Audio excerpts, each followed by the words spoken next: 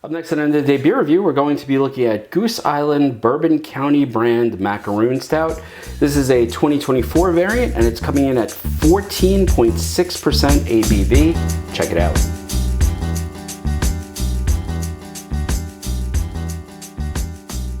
Hi everybody, it's Rich and welcome to the third of our Bourbon Counties for 2024. Today we are looking at Bourbon County variant Macaroon Stout. This is the 2024 variant and it's coming in at a whopping 14.6% ABV. Now we've gone through the base stout, which I thought was good but a little unfinished. The vanilla stout, which vanilla rye stout, I'm sorry, I have to say, for me, it was a big disappointment. I was not happy with it at all. And now we are at the Macaroon Stout. Now we have the macaroon left, and I also have, just reach off camera for it, the Bourbon County Cask Finish brand stout. And this is brewed, barreled, and aged, what is it? Well, this is going to be a whole nother stout. So this is the Bardstown Bourbon one. So I don't want to go into that until it is time for that review. So let's crack open the macaroon. And like I said, I was really, I don't want to just say unimpressed. I was completely disappointed with the vanilla. Now I'm hoping, because I did buy 3 of each variant because I like to cellar them, that, you know, in another year it'll mellow out. Oh, and here's something that did not happen with the vanilla. A faint coconut aroma. And I've just opened this. I haven't even poured it in the glass yet. I'm a little more hopeful. I do like coconut. Now, it says stout aged in bourbon barrels. Yay, I'm sick of rye after that vanilla. With coconuts, ginger, cacao nibs, and natural flavor added. This has a GI on it, so it's just a Goose Island generic. I don't know what barrels it was in. I am using my 2016 Goose Island glass, and as much as I polish it and clean it out, I continue to see fingerprints and stuff like that, and I'd like that not to be there. But what can you do? All right, let's see how it pours. And like the other ones, it pours a very dark brown, chestnut. There's a little ring of red right around the edge. You know, one of the problems I had with the vanilla was that there was an over-carbonation. I feel like there's a lot of carbonation to this one as well. I don't know what's going on there, but with that carbonation, there's a lot of aroma filling the bar. A lot of coconut, a lot of chocolate. The nose on this, even without putting it up, is pretty bold. Bourbon, it's there, thankfully. A good amount of that sort of oakiness that goes with the bourbon is there. There's a sweet aroma to it. Some chocolate. Definitely some coconut.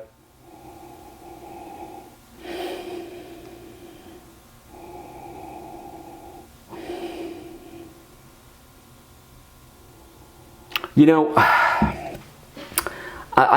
there's something else there. There's some other spice there that I'm missing. Is it ginger? It's not definitive enough for me to actually say that this is ginger. And I know I've read the tasting notes, so, you know, I don't want to go just based on those. It's a very nice, you know what? I'm getting a gingerbread smell. That's what it is. So yeah, there's sort of like a sweet gingerbread cookiness to it.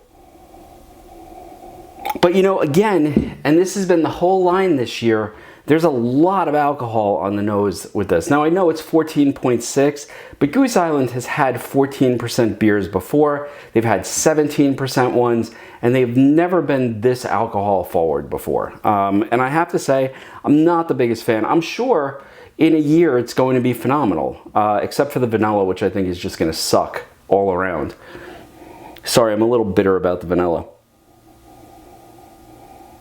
Yeah, and there's also like a nice little dried fruit to it as well. So there's sort of that gingerbread, the chocolate, the coconut, a macaroon, but that sort of like gingerbread spice is there also.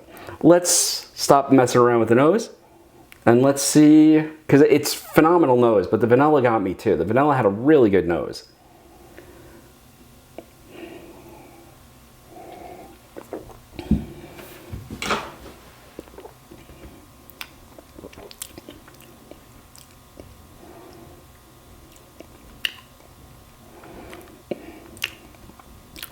Okay, coconut on the back end, chocolate mid-tongue. That gingerbread cookie flavor is towards the back end of this, and it's very nice. The dark fruit is what's hanging on the tongue right now. Not quite as strong as, let's say, the Sir Isaac's from a couple years ago, but it is there, and you can get sort of that dark figginess to it. It's a beautiful beer. Once again, I'm going to say it, it's a little hot. The alcohol is a little more forward than I would like to see in this year's Bourbon County. Now, I know last year's, wait, what do I have? That's a 2022. 2022 was 14.3%, and I remember that one drinking as smooth as silk. Right from the bottle, it was very good. 2023 was a little hot, but it's really aged into another beautiful stout. 2024, the alcohol is way more forward than I would have expected or really liked. Now, I do think that means that they're going to be able to be cellared for a longer amount of time without sort of like losing the flavor that's there. And I'm not trying to say that the alcohol is preserving the flavor. I don't think that at all. I just think that it will mellow a bit as it sits in the bottle over the course of the few years. You know, most of these do get, and I know people argue because they're pasteurized, they're in this bottle, Anheuser-Busch is involved, whatever. I'm telling you that as I perceive it, and as my palate perceives it is, they do develop in the bottle, they tend to mellow a little bit, and after drinking dozens of these, I can say that with a reasonable amount of authority.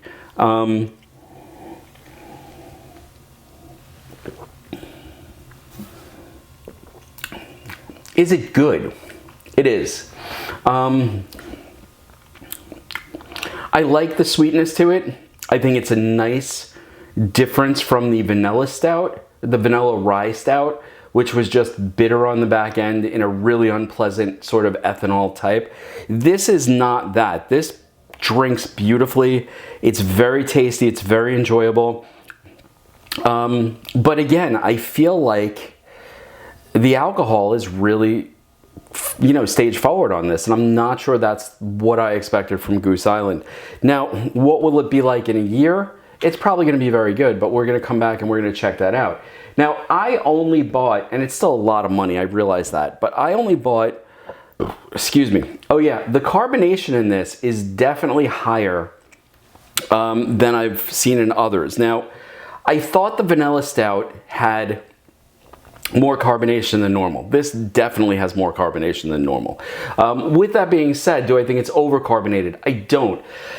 I do think it makes you, you know, at least me, it makes me burp a little bit while I'm trying to talk and drink this and explain what it tastes like, but it also, as you swallow, sort of opens up the flavors on the back of your palate and sort of in the olfactory senses, so like you get this really, really good burst of flavor. So I think the carbonation, while a little aggressive, does its job quite well.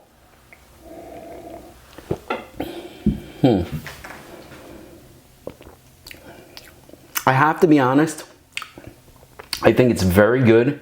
It's probably the best of what I've tried so far. Again, we still have the Bardstown to go, but I still feel like it's unfinished. That has been the trend this year, I think, for me when I look at these. I think they're a little hot. I think they're going to need a little bit more time to mellow in the bottle. Would I pick one of these up? Yeah, I definitely would. In fact, I'm probably going to go and see if there are another one or two of these particular ones available to put aside. But, you know, like, am I going to go and try and hunt up a case of these? Probably not. Would I go and hunt up a case of the Cola or the Sir Isaac's? In a heartbeat. The vanilla from 2018? In a heartbeat. Quite honestly, these have been a little bit mid-range as far as the bourbon counties go. I've had worse. I have the Backyard Stout, the Biscotti Stout. I've had much better. The vanilla from 2018, the Sir Isaac's from 2022, the Cola from 21 are significantly better than any of the variants that I've had you know, from Goose Island this year. And to be quite honest, the Eagle Rare from last year is probably one of the finest beers that they've ever put out. I think the vanilla is probably their best. I would probably go with either the Cola or the Eagle Rare next, then the Sir Isaac's. But you know, like, I'm not even sure this year's variants are gonna stack up for me in the all-time best variants I've ever had from Goose Island. Anyway, folks, would I go out and buy one? Yeah, I'm gonna buy a couple more of these, put them aside, see, because I'm gonna take the risk. It's a $50 risk to see if they're going to mellow as they get older and be better, or if they're just going to continue to be these ethanol bombs that I think they are right now. And again, this is my opinion. For some people, they thought the ABV on Goose Island was going down the last few years, and that stepped, you know, made it less enjoyable. I feel like the ABV can be as high as you want it to be, as long as the alcohol isn't the dominant flavor. And in a lot of this year's Goose Islands, I felt like the booziness is a little over the top. Now, listen, I'm a beer drinker, yes, but I do enjoy spirits, and quite honestly, like, 100 proof bourbon is a good bourbon to me. 115 proof bourbon is a good bourbon to me. So, you know, 14.6, while respectable for a beer, is not something I haven't experienced before. It's just, this really, really sort of goes over the top on the alcohol that's in there as opposed to where I think it should be. It's a great dessert beer. It's one, like I said, I'm going to pick up more of. But, you know, do I think it stacks up amongst their best of all time? Probably not. Would I pick one up? Yeah, it's definitely worth trying out.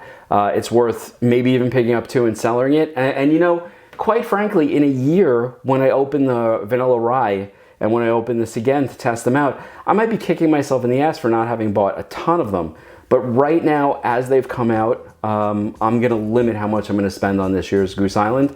And, you know, I'll do the ranking after we're done with the Bardstown, which will be the next review that I do. Anyway, folks, I hope you enjoyed this one. I'm going to sit back, I'm going to enjoy the rest of this, and I will see you next time on the Day Beer Review. Cheers!